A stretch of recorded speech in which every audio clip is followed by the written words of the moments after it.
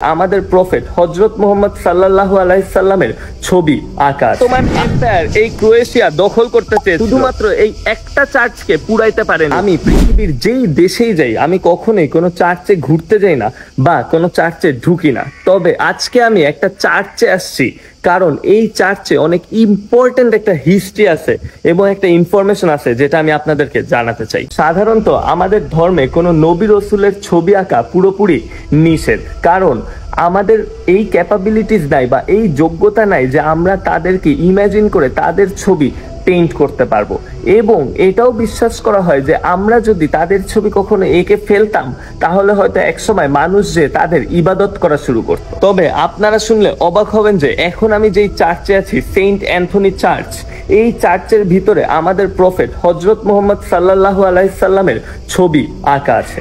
আমি এটা যখন প্রথম শুনি আমার মনে এটাই ফার্স্ট কোয়েশ্চেন আসে যে এই ক্যাথলিক চার্চে কেন আমাদের হযরত মুহাম্মদ সাল্লাল্লাহু আলাইহি সাল্লামের ছবি আছে, আর কোন শয়তান এই কাজটা করছে। একটা টাইমে অটোমান এম্পায়ার এই ক্রোয়েশিয়া দখল করতে চেয়েছিল, আর তারা তখন এই ক্রোয়েশিয়ার সব চার্চ পুড়িয়ে ফেলেছিল। তারা শুধুমাত্র এই একটা চার্চকে পুড়াইতে পারেনি, যেটা হচ্ছে এই সেন্ট অ্যান্থনি চার্চ। এই চার্চের খ্রিস্টানরা তখন ভাবে যেহেতু মুসলিমদের একটা ইম্পর্টেন্ট ফিগার হযরত মুহাম্মদ সাল্লাল্লাহু আলাইহি সাল্লাম, তাহলে আমরা যদি ওনার ছবি এই চার্চে এঁকে রাখি তাহলে অটোমান এম্পায়ার এই চার্চটা ভাঙবে না। আর তখনই নিকোলা ব্রাচিক এই ছবিটা আঁকে।